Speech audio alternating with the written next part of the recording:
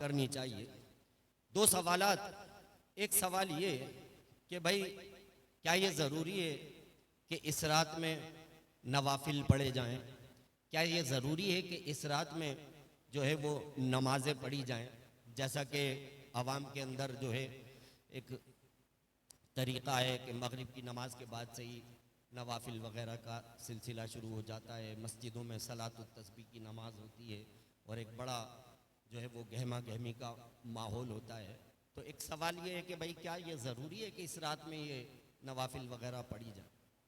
दूसरा सवाल, अगले दिन लोगों को रोज़ा रखने की तरगीब दिलाई जाती है कि भाई 15 शाबान का रोज़ा रखा जाए, इसकी बड़ी बरकतें हैं।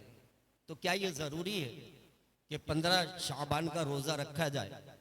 तो आइए एक हदीस पाक की रोशनी में हम अपने इन दो सवालों के जवाबात को देखते हैं।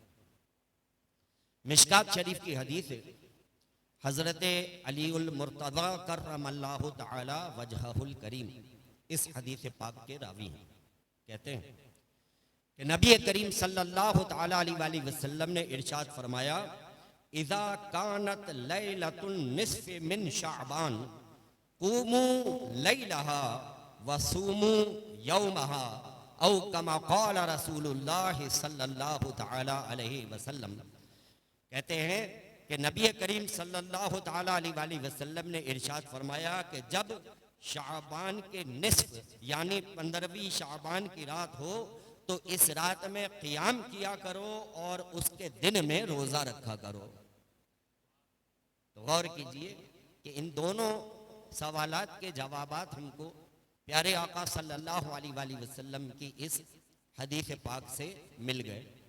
तो लिहाजा ये कहना कि भाई ये मगरिब के बाद नफिल क्यों पढ़े जाते हैं और ये सलातुत तस्बीह की नमाज क्यों पढ़ी जाती है, प्यारे आका सल्लल्लाहु अलैहि वसल्लम ने एक उसूल बयान फरमा दिया, क़ूमू लैलहा, इसकी रात में क़ियाम करो यानी नमाज पढ़ो।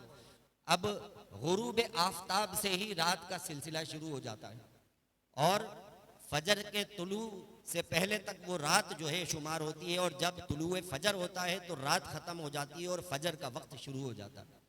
तो ये पूरा जो ड्यूरेशन है, ये पूरा जो दौरानिया है, ये रात कहलाता है, यानी गुरूब आफताब से लेकर मतलइल फजर तक। तो प्यारे आका सल्लल्लाहु अलैहि वसल्लम ने जो ये इरशाद फरमा दिया क़ूमू लैलहा, तो इसमें किसी वक्त की तखसीस नहीं फरमाई। रात के जिस हिस्से में चाहो अल्लाह ताला की बारगाह में खड़े होकर नमाज पढ़ो। अब चाहे वो मगरिब के बाद पढ़ो, इशा से पहले पढ़ो, इशा के बाद पढ़ो, तहज्जुद में पढ़ो, मतलइल फजर से पहले पढ़ो, ये पूरी रात का दौरानिया है।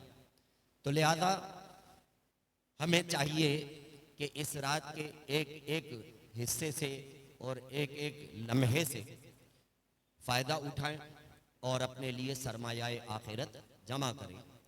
और अगले दिन का रोज़ा रखना, तो प्यारे आका सल्लल्लाहु अलैहि वसल्लम ने उसकी भी वजाहत फरमा दी और फरमाया वसूमू यौमहा, और उसके दिन में रोज़ा रखा करो। तो याद रखिए कि निस्फ़ शाबानुल मुअज़्ज़म की रात में जो नफली इबादत होती है, इसका हुक्म ये कर लो तो सवाब है, नहीं करो तो कोई गुनाह नहीं है। नफल का हुक्म यही है। इसी तरह अगले दिन का जो रोज़ा है वो भी नफल रोज़ा है। नफली रोज़े का भी हुक्म यही है, रख लो तो सवाब है, नहीं रखो तो कोई गुनाह नहीं है। लेकिन अगर कोई इस रात में एहतमाम के साथ नवाफिल पढ़ता है तो उस पर एतराज़ करने का भी किसी को हक नहीं है।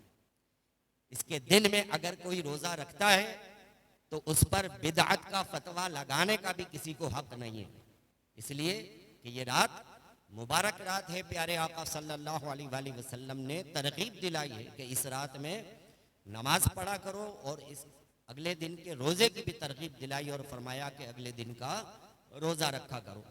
तो अल्हम्दुलिल्लाह हमारे यहाँ जो ये तरीक़ा है कि 14 शाबानुल मुअज़्ज़म की मगरिब के बाद से ही नवाफिल का सिलसिला शुरू हो जाता है।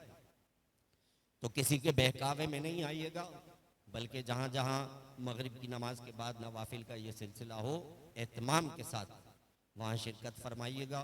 यासीन शरीफ की तिलावत होती है, कुरान पाक की तिलावत से भी अपने क़ुलूब को मुनव्वर कीजिएगा। इसके अलावा 14 शाबानुल मुअज़्ज़म की असर और मगरिब के दरमियान के कुछ वज़ाइफ हैं जो हमारे बुज़ुर्गों ने बताए हैं। तो असर और मगरिब के दरमियान 100 मरतबा दुरूद पाक बारगाह रिसालत सल्लल्लाहु अलैहि वसल्लम में पेश कीजिएगा और 40 मरतबा ला हौल शरीफ, ला हौला वला कुव्वता इल्ला बिल्लाहिल अलिय्यिल अज़ीम, कम अज़ कम इतना तो ज़रूर पढ़ लीजिएगा। और ज़्यादा पढ़ें तो इंशाअल्लाह ज़्यादा इसका अजर मिलेगा। रब्बे करीम से दुआ है कि हमें इसके मुताबिक अमल करने की तौफीक अता फरमाए।